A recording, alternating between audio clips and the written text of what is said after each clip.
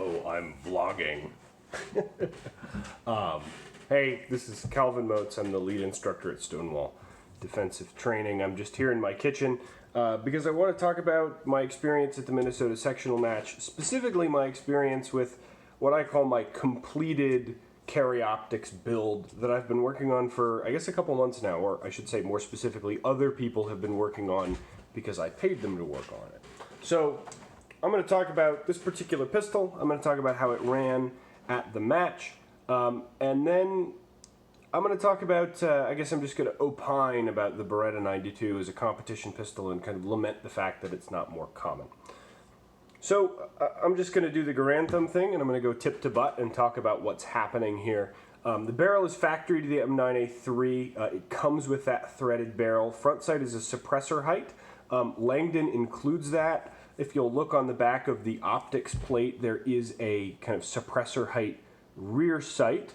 We've got an Olight up here, an Olight PL Pro Valkyrie. A lot of people will probably give me shit about that in the comments. To be honest, I bought it before I had heard about Olight's less than stellar reputation for quality control, and I just wanted a $100 bright light to throw on the bottom of a gun so it'd be heavier and it would shoot flatter.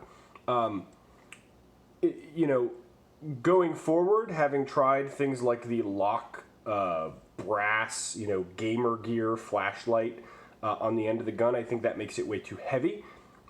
This light, I think just by pure coincidence, happens to add just the right amount of weight to the muzzle to really balance the pistol.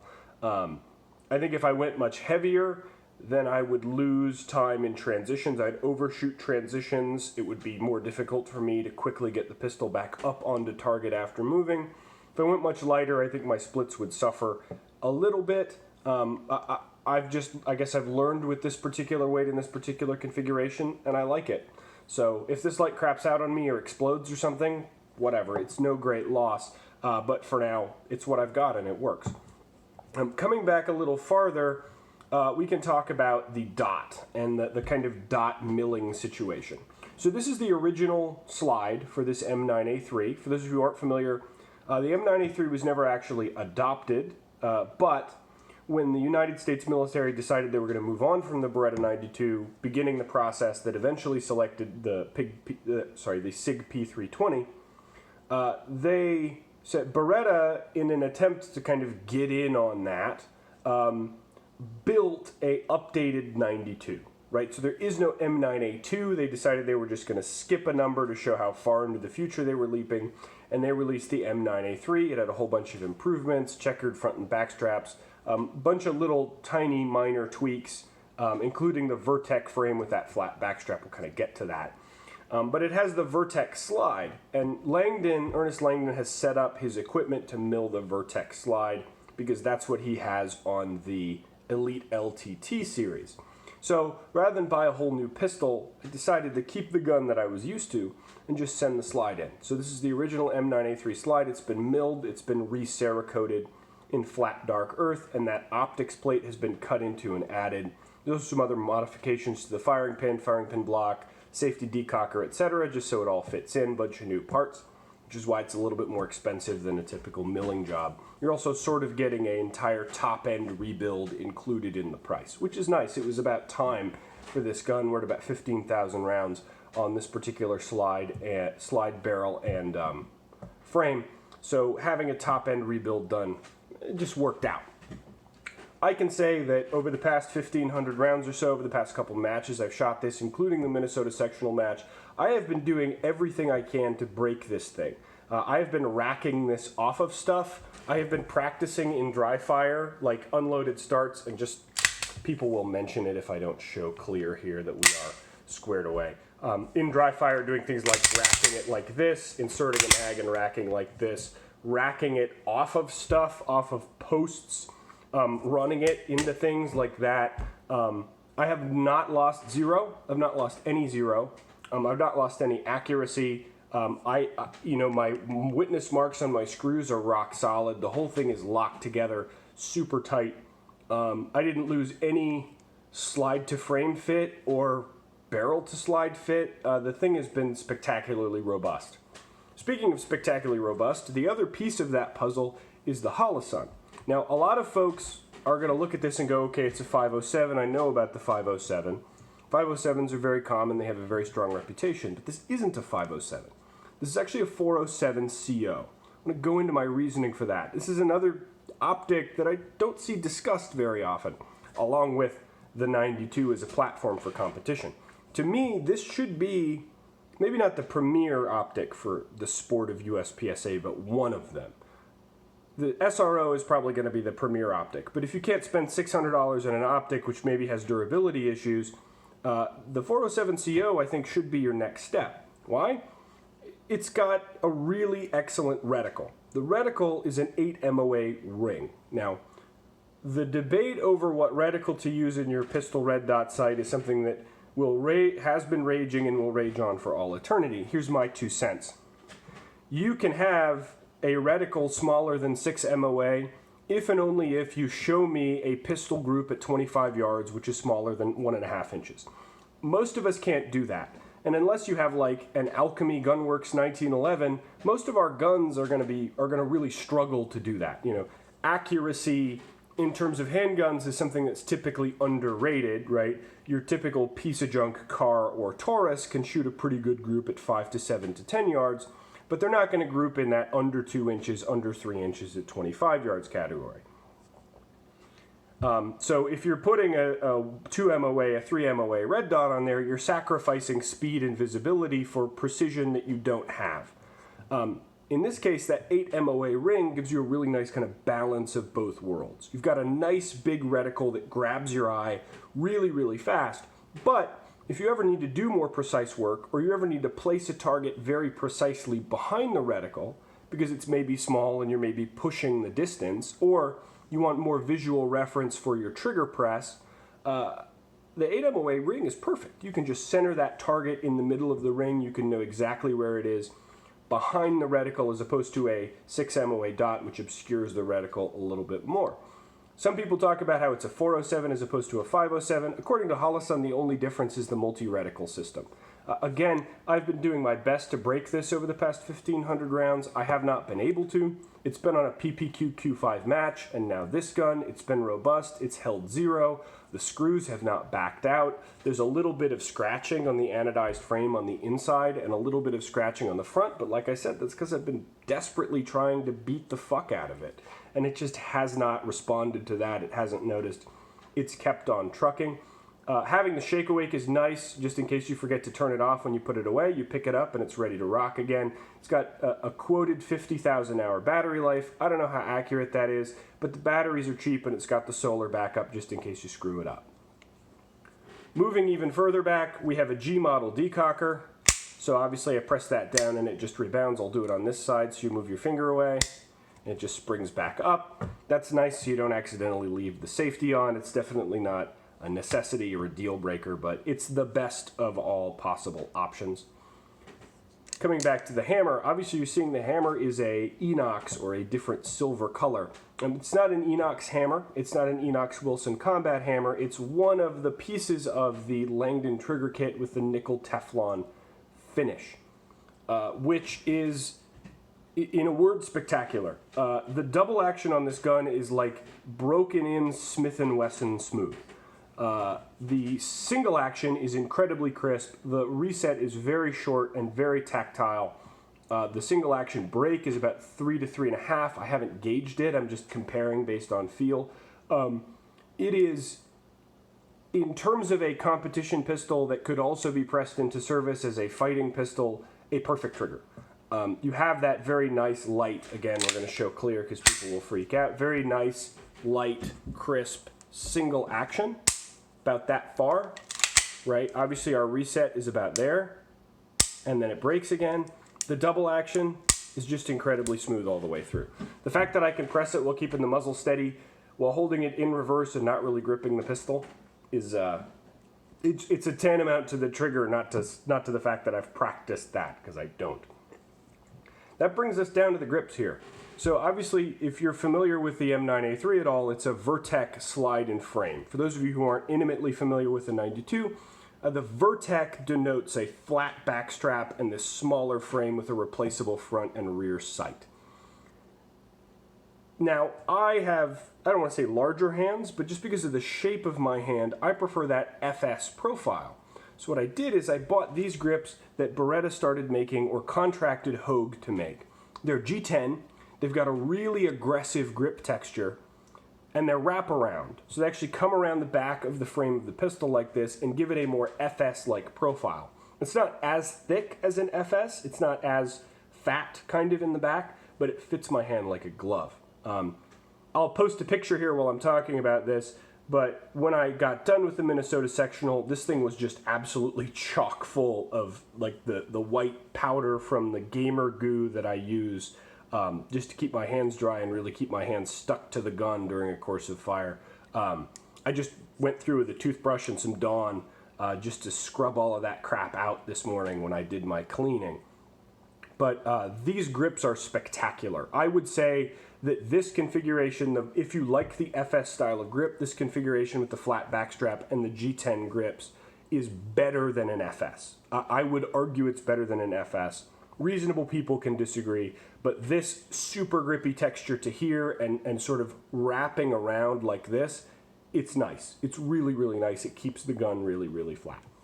The only other modification, I've talked about almost all of the small parts at this point being swapped out, is this magazine release. I don't know how well that picks up, but it is extended, and it does kind of come out like this. This happens to be on the, I believe, the Stock 2, and since the Stock 2 is a production legal pistol, this is a production legal replacement part.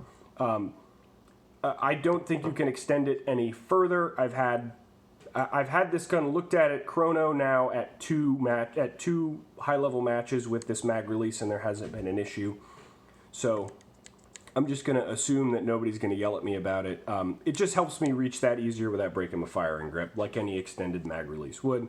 This is like the last thing you should upgrade if you're having an issue, but it was worth it for me. $40, you know. All this shit's expensive because they don't make very much of it. Now, moving into kind of more general impressions. How did the gun actually shoot with the actual dot? How did this package run in a more intensive match setting than just your average USPSA club match? And the answer is really, really, really well.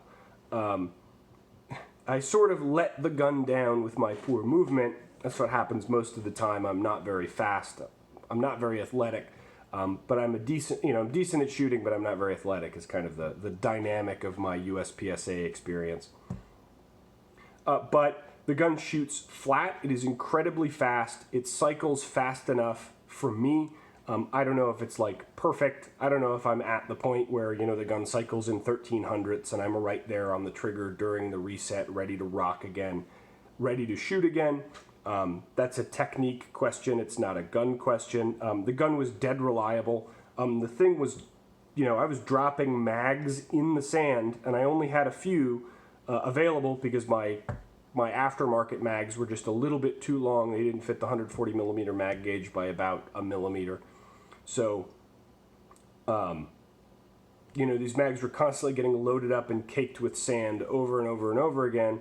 And the gun just ran. It just ran flat through it. I had zero malfunctions on any stage, which given the how hard I was running this gun is, it's an expectation, but it's an expectation which was met and exceeded. So I'm super, super happy with the performance there. It's highly accurate. Unfortunately, too accurate, like to the point where sometimes I'm pausing, slowing down on stages, watching the holes appear right underneath the red dot, which is always cool, but you shouldn't do it because it's slow. And in terms of, again, this grip, especially when combined with the chalk powder or the chalk, the gamer goo, as I call it, the gun is just locked into your hand. The gun is moving with your hand. And if you're using a proper support hand crush grip, you're going to shoot this thing super duper flat. Obviously, the Beretta 92 with this big slide cut, there's not a ton of slide mass. I'm running a slightly lightened hammer spring, but the ammo I'm shooting chronoed to about 135 power factor. It's 147 grain 9mm at about, a high 800s, low 900s. It's the Supervel competition subsonic load. That's what this gun is kind of quote unquote tuned for. I've got just changed out the recoil spring a little bit. It ran beautifully, it ran flawlessly, and it shot flat. The gun was amazing. Which brings me to kind of what I want to opine about, which is, why don't we see these? Why aren't they around? Of 200 shooters that I saw, right, I was staff for this match. So I shot the staff day on my squad, and then I RO'd through the entire regular match. So about 50 staff shooters, about 150 non-staff shooters. I was the only one with a Beretta 92 in any configuration, in any form. I saw a lot of production guys shooting Shadow 2s. Shadow 2, obviously fantastic pistol, tailor-made for the sport. Strongly recommend the Shadow 2 as well if you're going to be shooting production, or the Shadow 2 optics ready if you're going to be shooting carry optics. Those are both great choices. I'm not disparaging the Shadow 2. The gun I will disparage a little bit is the SIG P320 with the tungsten-infused frame. I cannot get behind the trigger on those guns. I don't understand people who can. The sights are great, the gun is great, it doesn't kick that much, but the grip texture and the trigger both really irk me. So, you know, to me, I would take this gun, even without the dot and just an iron sights configuration, over a SIG P320, you know, whatever the Legion, I guess, X5 Legion, any day of the week. I see those very commonly, and there are a lot of people who shoot them very well, but I just don't get it. Reasonable people can disagree, but to see that as opposed to this, it was very strange. So I guess what I'd say, if you're watching this video and your question is this a viable loadout, Call of Duty bullshit, is this a viable pistol setup for carry optics in 2021? The answer is absolutely. But then again, almost everything is viable in 2021, as long as you're not shooting like a Ruger LCP or some dumb bullshit like that. If you have a double-stack 9mm handgun with a dot on it, it's probably viable in carry optics in 2021. What matters a lot more is your technique and your skill. That said, should you buy one of these? Should you have the dot? Should you, have an optics cut done? Should you send it to Langdon? Should you put the trigger in? Should you do as I have done? The answer is, if it sounds interesting to you, yes. You could do pretty much the exact same thing to a 92X. It's going to be a little bit cheaper. If you go for the 92X, like a 92X Centurion or a 92X full size, pretty much the only thing you're going to lose over the M9A3 is the threaded barrel. That said, threaded barrels are hard to get a hold of for the 92. Jarvis is back-ordered, and we don't know when Beretta's going to have more replacement parts for them. If you care about an Italian-made pistol, an M9A3 is a great way to go. I do, because I'm a weirdo. If it's worth the extra $100, $200 to you, then go for it. And obviously, if you're going to use it as a suppressor host, as I mentioned, I do. 92 is a great suppressor host because you have this, the barrel, as you can see, doesn't tilt. It just moves straight back and forth. So there's less reliability issues when it comes to a suppressor. All right, I've been talking for like 20 fucking minutes. If you, try this out. Shoot a 92, buy a 92, own a 92. I think at this point the 92 is an American or Italian-American classic, like Goodfellas. It's something that everybody should see and shoot if you're serious about guns, in my opinion. Like a 1911. Maybe the 1911 is obsolete, but you should still see one and shoot one at least once in your life just to experience it. Same thing with the 92. A lot of people are onto these plastic guns, and I don't dispute that, right? Shoot what works for you. But to me, I think a lot of people are on plastic guns because they have this impression of the 92 as being outdated or hard to shoot or unreliable or any other, basically falsehood about the gun. If you don't like it, you don't like it. That's, you shouldn't listen to me about what you should like. I'm just a guy with a beard on YouTube. But you should try something before you decide you don't like it. Go to your local range and rent one. If you're in Minnesota and you're going to go to a USPSA match in Minnesota, send me a message on YouTube or send me an email, and you can shoot off my rig anytime. Try the 92. I think you'll like it. And also, I want more fucking competition accessories for the 92. That's my ulterior motive. All right, I'm at 20 minutes. This has been cool. Thanks for listening if you've listened for some reason. Beretta M9A3 match report is done.